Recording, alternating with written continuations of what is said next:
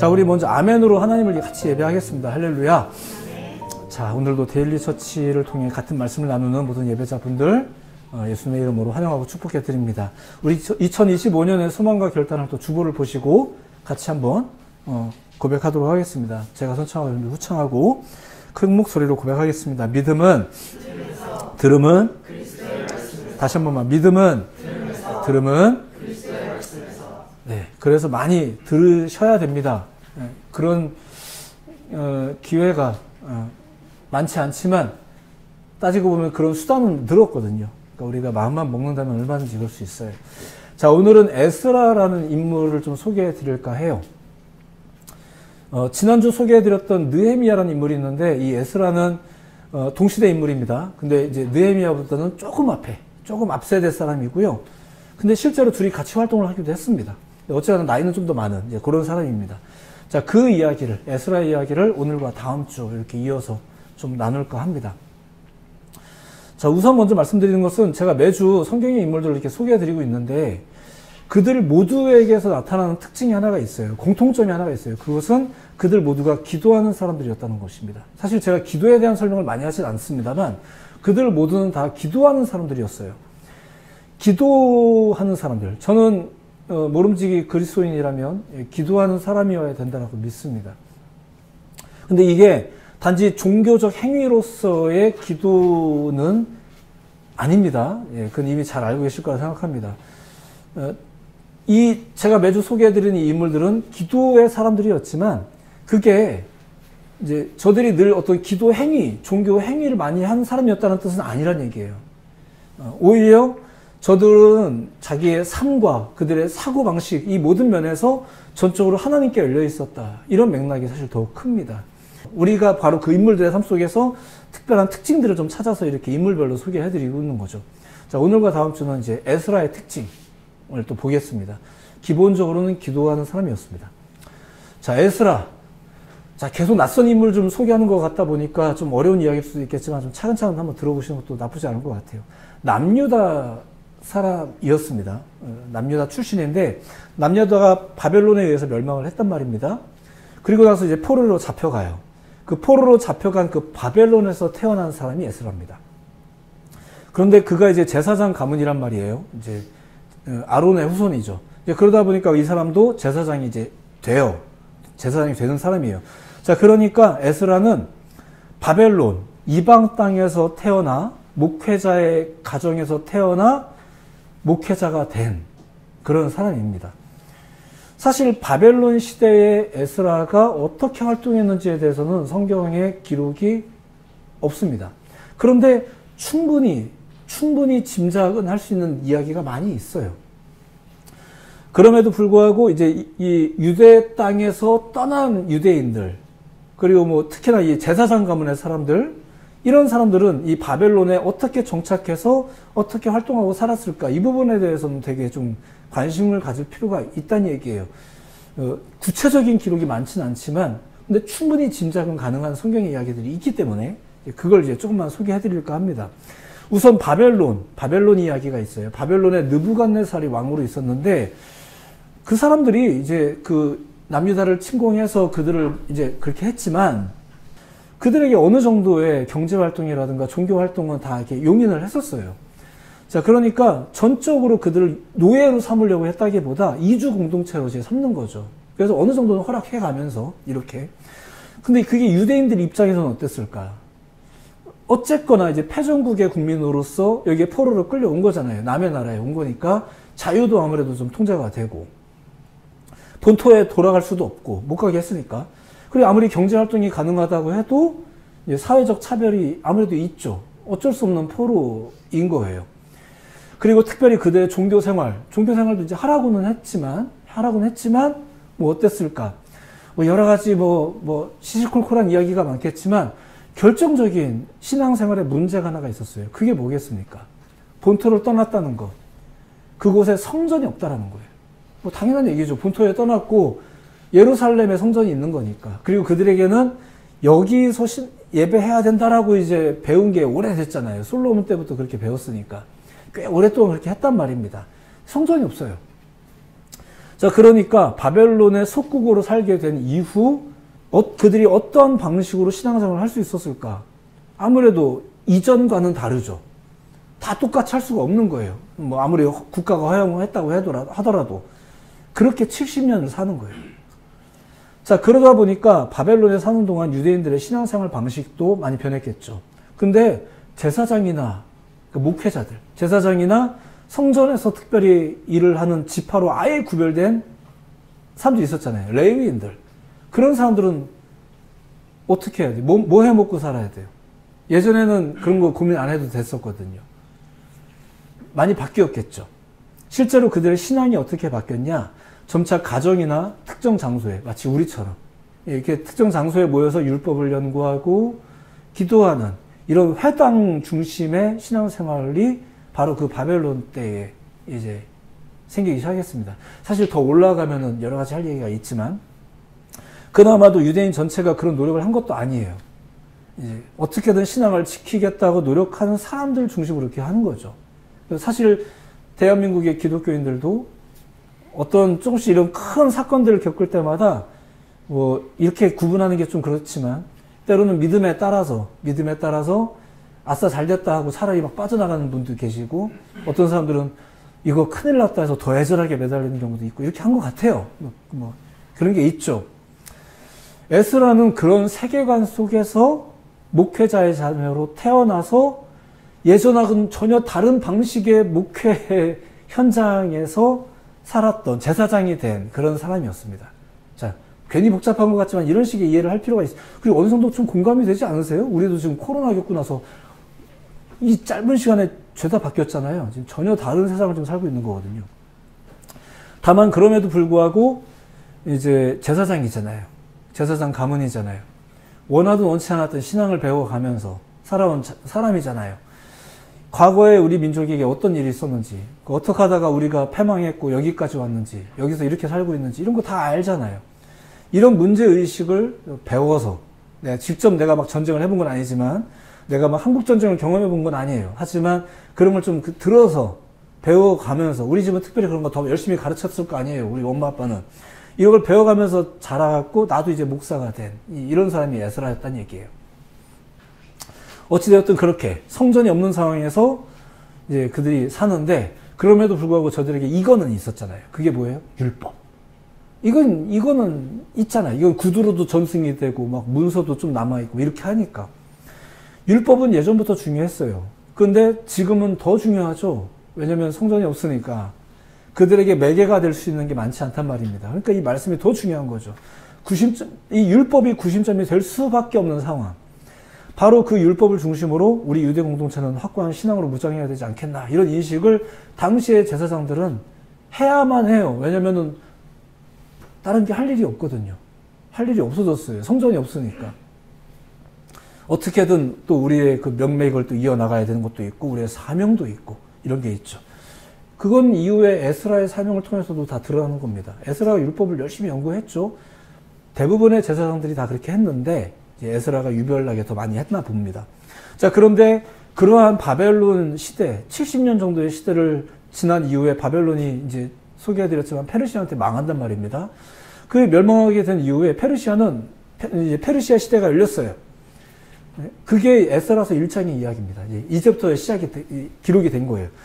바벨론에 살던 유대인 입장에서는 주인이 바뀌었다, 이런 얘기를 지난주에 잠깐 소개해드렸는데, 그러니까 에스라도 그때 살아 있었습니다. 그러니까 에스라는 두 시대를 다 경험한 사람이에요. 오히려 남유다 시절은 경험을 못했던 거죠. 그러니까 여기서 두 시대를 다 경험하고 있어요.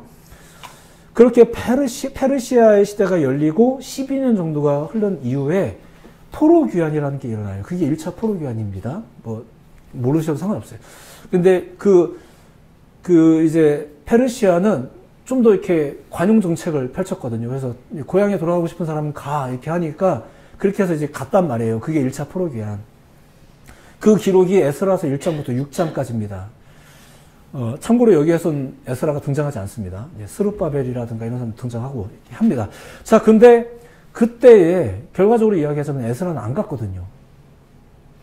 왜 안 갔을까? 그리고 누가 돌아갔을까? 누가 돌아갔냐면요. 이미 70년이나 지났잖아요. 70년이 지났지만 그 본토에 대한 향수가 있는 사람들, 본토에 대한 향수가 있는 사람들.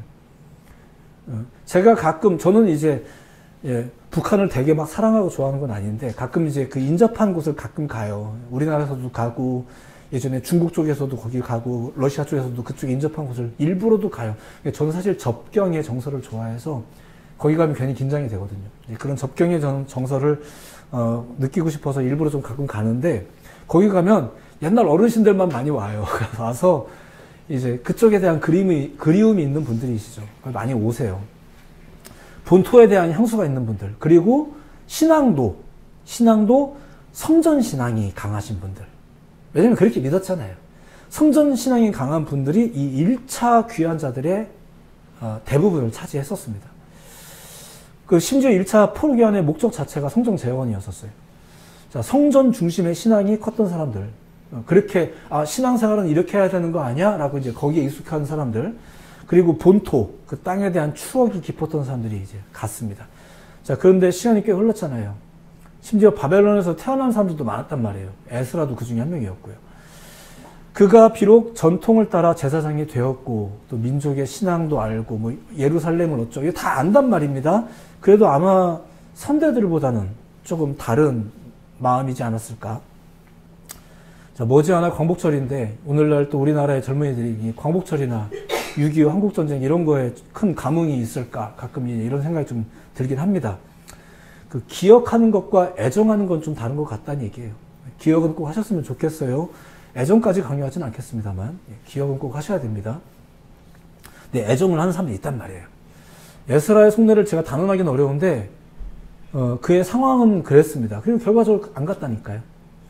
그리고 짐작이지만, 율법학자로서 이 이민 사회의 성도들을 책임지고 있었을 그에게는 계속 이곳에 남아서 좀 그들의 신앙을 돌보는 게 오히려 자신의 역할이라고 여기지 않았을까. 뭐 이런 짐작도 해본다는 얘기예요.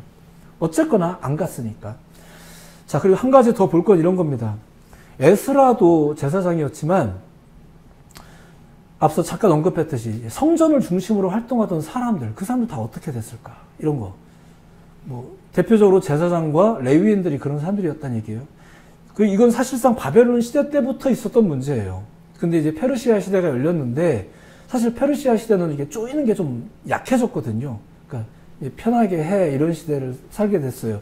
그러면 이제 편하게 더 열심히 신앙생활하고 여기다가도 막 교회 짓고 이렇게 할까? 잠시 후에 얘기하겠지만 꼭 그렇지는 않은 것 같아요. 자, 제사장들은 그나마도 사역 스타일이 많이 바뀌긴 했지만 어쨌거나 말씀 사역에 전념을 하면 되니까 뭐 그렇게 하면 되겠죠. 그러면 레위인들은 어땠을까? 레위인들 제사장도 레위인입니다. 다만 이제 이 아론의 후손들은 이제 좀 떼놓고 여기서 말하는 레위인들은 그 나머지 보편적 그 레위 지파 사람들을 말하는 거고요. 그 사람들은 전통적으로 성전 봉사의 책임을 위해서 구별된 지파, 그래서 다른 일도 가지지 말게 하고 뭐 이렇게 했던 사람들입니다.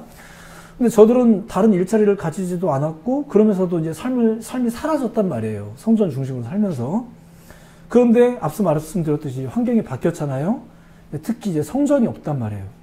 그러면 이제 뭐 어떻게 해야 돼요? 뭐 먹고 살아요? 페르시아 시대와 또 그 이전의 바벨론 시대를 살면서 그들의 이런 고민들은 사실 이미 진작부터 있었겠죠.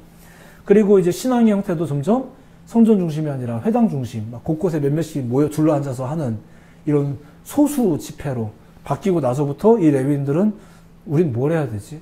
약간 예전처럼 성전의 그 대형 제사를 돕는 그런 포지션이었다면 뭐 방송팀이든 찬양팀이든 오프닝 찬양팀이든 뭐 하다못해 주방, 안내, 뭐 주차봉사 뭐가 됐든 간에 이런 걸 해가면서 이게 신앙이다 이러면서 또 하면은 또 경우에 따라서는 얼렁뚱땅 또 믿음이 있구나 이러면서 갈 수 있었는데 이제는 그게 아니란 말이에요.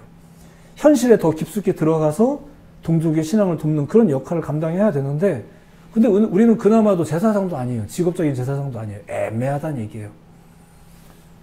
그러니까 그게 과연 잘 됐을까? 잘 사라졌을까? 아마 다 금방 짐작이 될 것 같아요. 성전이 없음으로 인해서 또 사회적 분위기로 인해서 믿음이 떨어지는 것은 분명히 평신도만의 문제는 아닌 것 같아요. 심지어 목회자들도. 그리고 오늘날은 이런 부류가 따로 있지는 않지만 성경시대에는 레위인들이 그런 사람들이었다는 얘기예요. 그 사람들은 아예 구별된 지파, 어쩌면 제사장보다 더 난감한 입장일 수 있었겠죠. 이해가 돼요.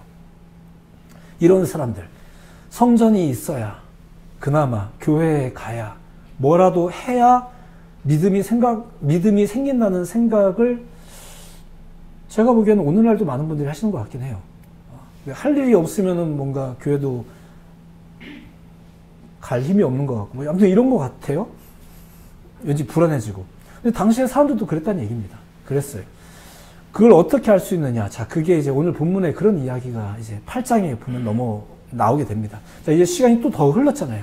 바벨론 시대 70년도 지났고, 심지어 시대가 바뀌었고, 거기서도 뭐 한 12년 정도가 지났고, 자, 다행인 건 페르시아의 왕이 여러 번 바뀌었음에도 불구하고 대체로 유대인들에게 우호적이었는데, 능력만 된다면, 저들 중에서 또 인재가 등용되어지고 하는 이런 관용 정책도 막 국가가 쓰고 있고, 교회 다닌다고 누가 뭐라고 해요, 지금? 그런 시대 아니잖아요. 그런 시대가 아니에요. 꽤 우호적이에요. 우리가 이상한 짓만 하지 않는 이상, 웬만하면 그들이 내버려 두는 시대입니다. 오늘날도 비슷한 것 같아요. 우리가 이상한 짓만 하지 않으면 되는 약간 이런 시대. 바벨론 때보다 훨씬 좋은 시대를 살고 있죠. 원하기만 한다면 고향 땅에도 갈 수 있어요. 언제든지 갈 수 있어요. 예배도 할 수 있어요. 우리가 원하면 할 수 있는 거예요, 다. 자, 이렇게 새로워진 현실 속에서 레위인들은 어땠을까라는 거죠. 1차 포로 귀환이 있은 후에도 또 이제 80년 정도가 또 지난 시점에 이제 어느 날 왕의 총애를, 제가 좀 잘못 말씀드렸네요. 그 1차 포로 귀환은 그 70년 이후에 페르시아 통치 12년이 지나서고, 거기서 또 80년이 지난 시점이 오늘 본문의 시점입니다. 많이 지났다는 얘기예요. 어느 날 왕의 총애를 입던 그 에스라라는 유대인, 우리 동족이죠. 이 에스라가 본토에 돌아가고자 하는 마음을 가지게 된 모양입니다. 그게 이제 에스라 7장부터 내용이고, 거기서부터 에스라가 등장을 해요. 참고로 지난주에 잠깐 말씀드렸는데, 하나님이 에스라에게 너는 본토로 가라 이렇게 말씀하신 내용이 성경에는 없습니다. 그리고 지난주에 이야기했던 느헤미야도 마찬가지입니다. 굳이 따지자면 느헤미야는 그 유다 땅에서 온 사람들이 뭐라고 막 얘기해주고 나서 그 말 듣고 이제 심란해져서 내가 가야겠다 이런 생각을 한 거죠. 그리고 참고로 느헤미야는 오늘 이야기 나누는 에스라보다 좀 더 이후의 이야기입니다. 14년 정도가 지난 다음의 이야기예요. 자, 그리고 에스라도 역시 마찬가지였었어요. 뭐 하나님이 되게 신비하게 얘기해줘서 가기로 한 게 아니고요. 근데 그가 어떻게 본토로 돌아갈 마음을 품었을까? 사실은 성경에 나와 있진 않아요. 근데 계속 말씀드리지만 충분히 짐작은 가능합니다. 자, 조금만 다시 말씀드리자면, 페르시아가 통치하고 나서부터 유대인 사회가 좀 더 자유로워졌다고 말씀드렸잖아요. 그죠? 유다 땅에 왕래도 가능해요. 왕래도 가능하고, 그러다 보니까 서로의 소식을 듣는 것도 용이하겠죠. 그 에스라 1장부터 6장까지 내용을 보면 이런 내용이에요. 앞서 1차 귀환자들이 거기에 가서 성전을 막 재건하기 시작했다. 근데 반대자들 때문에 이제 우리의 왕이, 이방 왕이긴 하지만 우리의 왕이 잠깐 좀 중단도 시켰다. 그래서 다시 이제 성전 재건을 시작해서 완성이 됐는데, 거기에 있는 우리 동족들의 신앙은 또 어떻던가, 이런 얘기들 다 들을 수 있죠. 다 들을 수 있어요. 그리고 이런 걸 듣다가 보니까 계속 짐작을 이어가는 겁니다.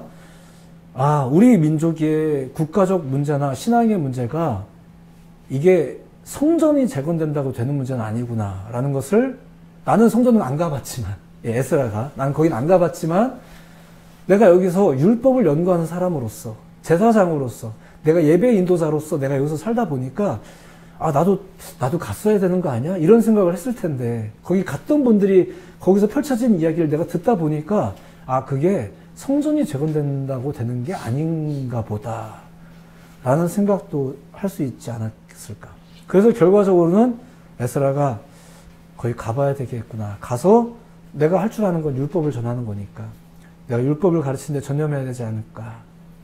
얼마든지 짐작이 가능한 내용이죠. 에스라 입장에서 너무 좋았던 것은, 내가 거기 가는 게 하나님의 뜻인가? 이렇게 생각이 될 때, 페르시아의 아닥사스다 왕, 내가 모시는 그 왕이 굉장히 우호적이었다는 얘기예요. 그리고 막 지원을 아끼지 않았죠. 우리가 보통 이런 경우가 되면, 역시 하나님이 가라고 하셨구나, 이렇게 우리가 사인으로 막 받아들인단 말이죠. 그러면서 이제 담대하게 이제 거기를 가야겠다, 가는 게 맞구나 이러면서 이제 간단 말입니다. 자, 바로 그 과정에 가려고 하다 보니까 이제 나만 가는 게 아니라 또 나도 갈래요 하는 사람들이 막 모이기 시작하는 거예요. 그나마도. 거기에 대한 추억이 있든 없든 뭐 때문이든, 아무튼 뭐 때문인지 모르겠지만 아무튼 막 모이기 시작합니다. 그 중에 제사장도 있었고요. 막 모여요. 근데 그때 한 가지, 에스라가 보기에 문제가 하나가 발생을 해요. 그게 뭐냐면 에스라와 함께 본토로 돌아가는 그 사람들 중에 레위인이 하나도 없었다는 거예요. 이 사람들이야말로 성전에서 일을 해야 되는 사람들이기 때문에 오히려 거기 간다고 할 때 기회만 된다면 언제든지 가겠다라고 나서야 되는 사람들인데 한 명도 나서지 않았대요. 그나마도 이제 에스라와 같은 제사장들 몇 명 있었던 것 같고, 근데 레위는 하나도 없었다. 에스라 8장에 보면 오늘 본문의 앞에 내용부터 보면은 아닥사스다 왕이 그 후원해서 가기로 한 사람들의 명단이 쭉 나와요. 그러다가 15절 들어보세요. 내가 무리를 아하와로 흐르는 강가에 모으고 거기에서 3일 동안 장막에 머물며 백성과 제사장들을 살핀즉, 누가 가나 누가 나랑 같이 가나 막 살핀즉 그 중에 레위 사람이 한 사람도 없다. 이렇게 했대요. 제사장이 성전의 그 직접적인 집행 업무를 담당했다면 말씀드렸듯이 레위인들은 제사장들을 도와서 성전의 봉사를 담당했던 사람들이 그들이었습니다. 굉장히 필수적인 존재들이에요. 근데 사실 에스라가 예루살렘에 가는 게 그 성전 사역을 위해서는 아니었거든요. 근데 어쨌거나 그럼에도 불구하고 레위인들은 굉장히 필수적인 존재들입니다. 근데 그들이 하나도 없었다. 그럼 왜 레위인들이 하나도 없었을까? 이게 지금까지 했던 이야기들 속에 이제 드러나는 그런 이유 때문입니다. 뭐 어렵고 복잡한 이유는 아닌 것 같아요. 바벨론에서의 생활, 바뀐 현실, 그리고 페르시아의 통치 시절을 보내면서 오히려 편안해진 현실 안주, 이런 것들을 겪으면서 우리가 어려워도 예배하기 어렵지만 편안해져도 예배하기 어려운 이런 시대를 계속 겪게 된다는 얘기예요. 물론 성전이 없었기 때문이라고 이제 그래서 실질적으로 그럼 우리가 뭘 해야 되는 거예요? 우리가 할 것도 없는데 뭐 그 말도 맞는 것 같긴 한데 그들의 믿음이 먹고 사는 문제가 분명히 중요한 문제인 건 맞아요. 하지만 그렇기 때문에 이제 이런 상황이 됐을 때는 또 그들도 나가서 뭔가를 해야 되나 이런 것도 전 이상한 일은 아닐 수 있겠죠. 뭐 그럴 수 있을 거라 생각해요. 근데 정말 중요한 건 뭐냐면은 레위 지파의 전통이 그저 그 일의 문제가 아니라는 거예요. 그 일 때문에. 문제는 그들의 자신의 정체성, 자신들의 사명을 잃어버렸다는 거죠. 정확히 내가 방송 사역을 해야 되고, 찬양팀을 해야 되고, 교회 직분을 맡아야 되고, 이게 중요한 게 아니라, 그게 중요한 게 아니라, 사실 우리가 그나마 그것 때문에 막 믿음을 아둥바둥 지키기도 하지만, 그것 때문이 아니라, 정말 중요한 게 뭐냐 이거죠. 그게 이제, 어느 날 에스라가 예루살렘으로의 여정을 선포했습니다. 같이 갈 사람들 모이라는 모집 공고가 떴어요. 그렇다면 이제라도 사실 그 누구보다도 먼저 즉각 반응해야 되는 사람들은 단연 레위인들이어야만 했던 거예요. 그런데 그렇게 반응하지 않는 거죠. 오늘날 야 우리 예배에 충실합시다 라는 말이 선포가 되어졌을 때 아무려면 믿지 않는 사람들이 거기에 반응하겠습니까? 믿는 사람들이 반응하겠습니까? 그런 거랑 똑같다는 얘기예요. 누구보다도 먼저 반응했어야만 하는 사람들이 그 레위인들이라는 얘기예요. 뭐 그들 타박하자는 뜻은 아닙니다. 현실, 그걸 왜 이해를 못 하겠습니까? 이해되죠. 하지만 우리의 정체성, 우리의 사명, 여기서 말하는 사명은 교회 일거리를 말하는 건 아닙니다. 그런 건 아니고요. 우리의 그 본질적인 사역, 사명들, 이게 뭘까? 현실에 안주하다 보면 직업을 바꾸는 게 문제는 아니에요. 그런 게 아니라 그 사명을 잊었구나. 이런 걸 보는 거죠. 자, 그래서 에스라가 어떻게 했냐? 주변에 있던 사람들, 다른 귀한 자들의 도움을 받아서 그들을 막 모집합니다. 레위인들이 뭐 어떤 마음으로 나섰는지는 잘 모르겠습니다. 뭐 즐겁게 나섰는지는 잘 모르겠지만 분명은 그 과정에 인간적인 설득도 좀 있는 것 같아요. 뭐 얼르고 설르고 이렇게 하기도 하고 때로는 야단도 치고 이렇게 했겠죠. 어쨌든 안 가려던 사람들을 가게 하는 거니까 설득이라는 과정이 필요했겠죠. 그렇게 해서 에스라는 결국 예루살렘에 돌아갈 준비를 마치게 되었다라는 게 오늘 이야기의 전부입니다. 그러니까 오늘 여기까지만. 다음 주에는 또 다른 이야기 할 거예요. 자, 그렇게 해서 갔는데 그러면은 멋지고 폼나게 뭐가 이해 진행이 되던가 그런 이야기를 이제 다음 주에 좀 할게요. 자, 오늘의 말씀은 여기까지. 오늘은 이렇게만 이야기를 정리합니다. 에스라라는 인물을 좀 소개하겠다고 했는데 사실은 그가 살던 시대의 이야기를 좀 더 많이 드린 것 같습니다. 그리고 억지로 끼워 맞추려고 하는 건 아닌데 그래도 우리가 꼼꼼하게 보다 보면 지금하고 다를 게 하나도 없는 시대예요.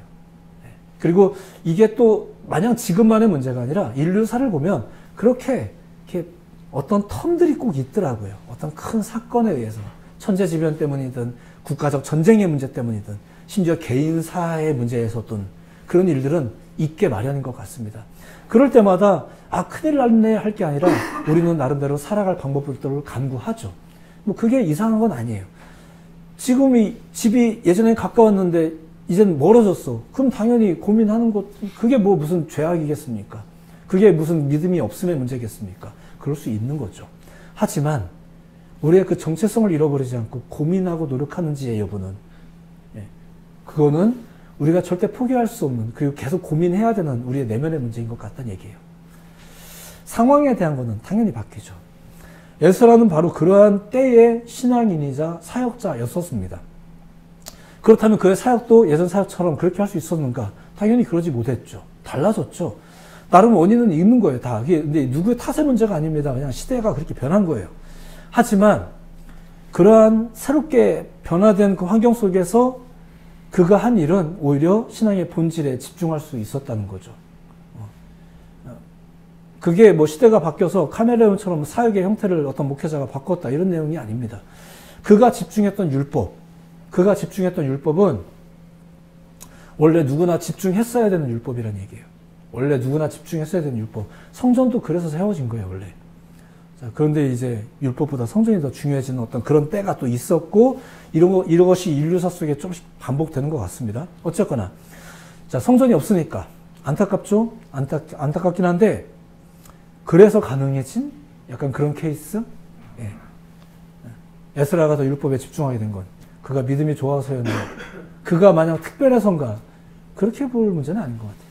어쨌든 그가 그렇게 율법에 집중하면서 성전이 없는 현장에서 사역하던 중에 예루살렘에 돌아갈 마음을 가지게 되고 또 좋은 기회가 생겼어요. 감사하게도 이제 믿지 않는 왕이 막 지원도 해주고 굉장히 호의적이었잖아요. 7장 27절에 보면 이런 내용이 나오거든요. 하나님께서 왕의 마음에 예루살렘 여호와의 성전을 아름답게 할 뜻을 두셨다 이런 말이 나와요. 근데 왕은 하나님 신앙을 가진 사람이 아니었거든요. 그러니까 그리고 또 에스라는 성전 건물을 아름답게 하려고 가려는 것도 아니었었어요. 그럼에도 불구하고 뭔가 일이 아름답게 진행되고는 있는 것 같죠. 이렇게 되는 거예요. 예루살렘 성전이 아름답기를 바랬던 아닥사스다 왕이 에스라를 전적으로 지원해 준 거예요. 네. 제 주변에도 그런 분이 몇몇 분이 계세요. 제가 품고 있는 마음에 대해서 그냥 전적으로 호의적인 분들이 계시고, 지원해 주시는 분들이 계세요. 심지어 믿음이 없는 분들도 그런 분들이 계세요. 자, 반대로 믿음이 있는데도 이제 반대하는 경우도 물론 있고요. 자, 어쨌든 그렇게 어떤 일이 이제 진행되려고 하는데, 보니까 주변에 나와 같은 사람들, 나랑 같은 부류의 사람들이 나와 같지 않은 거죠. 나와 같은 사람들이 나와 같지 않으면 굉장히 위축돼요. 이게 모든 분야가 마찬가지인 것 같습니다. 예전에 신해철이라는 가수가 있었거든요. 되게 유명한 가수죠. 그가 어려웠던 시절이 있었는데 밑도 끝도 없이 그 작업실에서 이렇게 음악만 만들던 때에 그런 생각을 했던 적이 있대요. 이게 너무 어려우니까 생활을 하려면 나가서 뭐라도 해야 되지 않을까, 이런 걸 가지고 되게 많이 고민을 했었대요. 근데 그때 그가 가장 결정적으로 자기의 마음에 걸렸던 마음이 그거래요. 그렇게 나갔다가 다시 여기로 돌아오지 못하면 어쩌지? 이것 때문에. 그래서 이걸 못 내려놓는. 그래서 결국 음악을 계속 했다. 이런 얘기 하더라고요. 갑자기 그 생각이 났어요. 바벨론 시대 이후에 모든 사람이 변해버린 삶의 형태를 가지게 되었을 때, 심지어 교회도, 신앙도, 성전 봉사자들도 다 그렇게 되었을 때, 뭐 이 사람이라고 대단해요? 똑같이 여기서 태어난 사람인데, 여기서 태어난 성전시대의 향수도 없을, 성전시대의 그 향수도 없을 그 에스라가 돌아가자고 외쳤을 때, 아무도 그의 곁에 없다면, 어떨까요? 보통 많이 위축되지 않을까? 근데 이제 에스라는 어땠는가? 주변의 도움을 받아가면서 결국 레위인들을 막 집합시켰어요. 그리고 뭐 얼마나 호의적으로 에스라와 함께 그들이 따라 나선지 모르겠지만 결국은 그 일을 진행시킵니다. 성경에는 심지어 혼자서라도 앞을 향해 나아가는 사람들 이야기가 많이 나옵니다. 사실 그런 면에서 보자면 에스라는 그렇게 내공이 깊은 사람은 아니었다는 얘기예요. 하지만 그에게서도 분명히 그 특징이 나타나는 거죠. 어떤 특징이냐면 그게 오늘 말씀의 핵심이에요. 상황을 돌파해서 나가는 거. 함께든 혼자든. 언제가 소개한 적이 있지만 에스골 골짜기를 향해서 나아갔던 에스겔 선지자 혼자 갔어요. 그리고 심지어 상대를 마른 뼈를 상대로 설교를 했어요. 이런 사람도 있고 또 이제 에스라 같은 사람들 혼자 가는 게 아니라 또 이렇게 니네 왜 안 가? 막 이러면서 이제 다시 집합해가면서 에스라 다시 말씀드리지만 에스라가 그래야 할 만큼 유다 땅에 대한 책임감이 있었던가 향수가 있었던가 그가 절대적인 성전 신앙이 있었던가 그렇지도 않았단 말이에요.